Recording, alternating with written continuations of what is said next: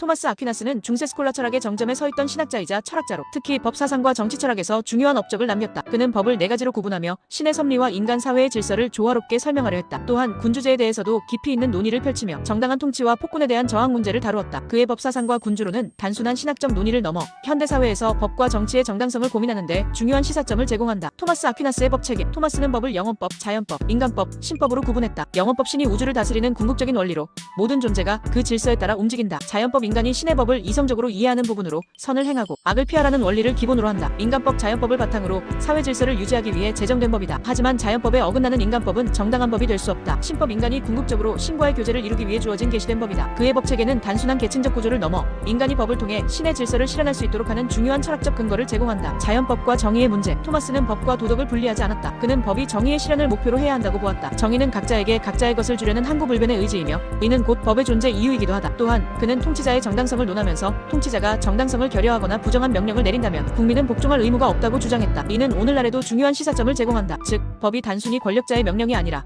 정당성과 도덕성을 담보해야 한다는 것이다. 토마스 아퀴나스의 군주론. 토마스 아퀴나스는 정치 철학에서도 중요한 견해를 제시했다. 그의 군주정에 관하여 군주제의 본질과 이상적인 통치의 조건을 설명했다. 군주제는 자연적인 정치 형태이다. 토마스는 군주제가 가장 자연스러운 통치 형태라고 주장했다. 그는 우주가 신에 의해 질서 있게 통치되듯이 인간 사회도 하나의 중심적인 지도자 군주에 의해 통합되고 질서가 유지되어야 한다고 보았다. 벌이나 개미 사회처럼 자연계에서도 단일한 지도 체계가 존재한다는 점에서 군주제는 인간 사회에 있어서도 가장 자연스럽고 효율적인 제도라고 설명했다. 군주의 권력은 절대적이지 않다. 토마스는 절대 군주제를 지지하지 않았다. 그는 군주는 정의를 실현하는 도구이며 인민의 복지를 최우선으로 해야 한다고 주장했다. 따라서 군주는 도덕적이고 정당한 방식으로 통치해야 하며 그렇지 않다면 폭군으로 간주될 수 있다. 폭군에 대한 저항권. 토마스는 정당한 군주와 폭군을 구별하면서 폭군에 대한 저항은 정당화될 수 있다고 보았다. 그는 폭군은 자연법과 신법을 위배하는 자라고 규정하며 폭군이 국민을 억압하고 정의를 파괴할 경우 국민은 저항할 권리가 있다고 주장했다. 하지만 그는 무조건적인 혁명을 찬성하지 않았다. 먼저 평화적인 방법으로 문제를 해결해야 하며 극단적인 상황에서만 폭군을 축출하는 것이 정당화될 수 있다고 보았다. 최선의 정부 형태 제한된 군주제. 토마스는 이상적인 정치체제로 입헌 군주제 혹은 제한된 군주제를 제시했다. 그는 군주가 행정관을 선출할 수 있으며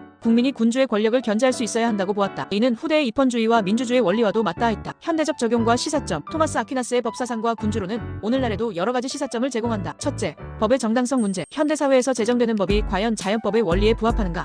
단순한 다수결의 원칙이 아니라 객관적이고 보편적인 정의 원칙에 부합해야 법의 정당성이 확보될 수 있다. 법이 단순한 권력의 도구가 아니라 정의를 실현하는 수단이 되어야 한다는 토마스의 주장은 오늘날에도 유효하다. 둘째, 통치자의 정당성 문제. 토마스는 군주가 국민을 위한 정치를 해야 한다고 보았고 이는 오늘날 민주주의 사회에서 지도자의 책임과 윤리를 강조하는 논의와 맞닿아있다. 국민의 권리를 침해하고 정의를 훼손하는 지도자는 정당성을 잃게 되며 국민은 이에 대해 저항할 권리가 있다.